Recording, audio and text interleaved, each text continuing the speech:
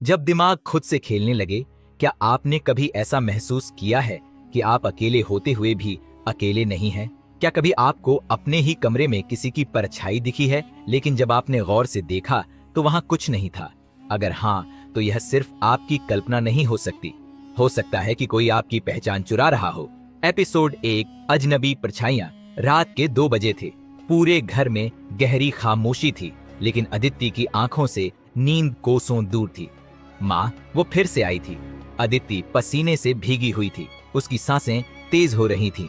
माँ ने उसे पानी दिया और सहलाते हुए कहा, बेटा, ये बस एक सपना था। लेकिन अदिति को पता था कि ये सिर्फ सपना नहीं था। परछाइयों का डर सबसे पहले ये 3 दिन पहले हुआ था।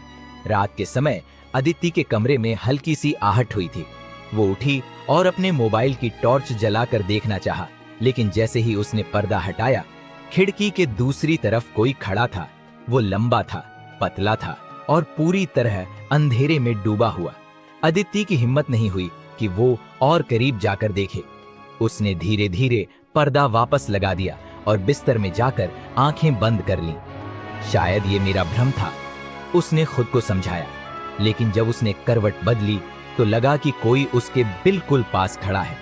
आईने में दिखी डरावनी परछाई। अगली रात जब अदिति बाथरूम में थी, उसने आईने में अपने चेहरे को ध्यान से देखा। थकान साफ झलक रही थी। उसने अपनी आंखें बंद करके पानी के छींटे मारे, लेकिन जैसे ही उसने आंखें खोलीं, आईने में उसके पीछे एक परछाई थी। वो चौंक कर पीछे मुड़ी, लेकिन वहां कोई नहीं था। उसका दिल तेजी से धड़कने लगा। ये सिर्फ मेरी कल्पना है, बस मेरा वहम। लेकिन जैसे ही उसने फिर से आईने की तरफ देखा, वो परछाई अब और करीब आ चुकी थी। जब खुद को ही देखा, किसी और की तरह। अगले दिन अदिति की दोस्त सिया ने कहा, तू इतनी बदली बदली क्यों लग रही है? अदिति ने दर्पण में देखा। उसकी आंखें बुझी हुई थीं, चेहरा उतरा हुआ था, मानो वो अब भी वही लड़की नहीं थी। रात के समय माँ ने अदिति को अजीब तरीके से घूरते हुए देखा। माँ के चेहरे पर हल्का डर था। क्या हुआ माँ? अदिति ने पूछा। माँ ने झिझकते हुए कहा, कुछ नहीं, बस तुम्हारी आंखें कुछ अलग लग रही हैं आज। अदिति को अब इस डर से छुटकारा पाना था।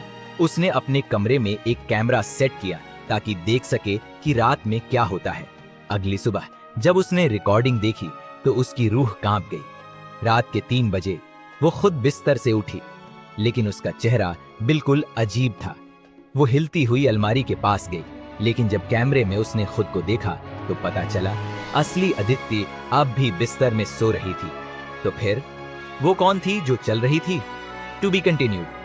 क्या कभी आपको ऐसा महसूस हुआ है कि आपकी ही परछाई आपके खिलाफ साजिश रच रही है? अगर आपको यह कहानी पसंद आई तो अगले एपिसोड के लिए इस चैनल को सब्सक्राइब करें और घंटी दबाइए, क्योंकि असली डर तो अब शुरू होने वाला है।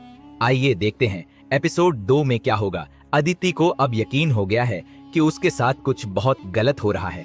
परछाई अब सिर्फ दिखती नहीं, बल्कि उससे बात भी करने लगी है। जब अदिति इस रहस्य को सुलझाने की कोशिश करती है तो उसे ऐसा सच पता चलता है जो उसकी पूरी जिंदगी बदल कर रख देगा।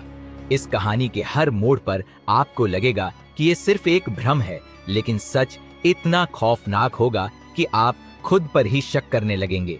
तो कहानी को ध्यान से सुने और इस चैनल को सब्सक्राइब करें, क्योंकि अगली बार शायद कहानी आपकी हो।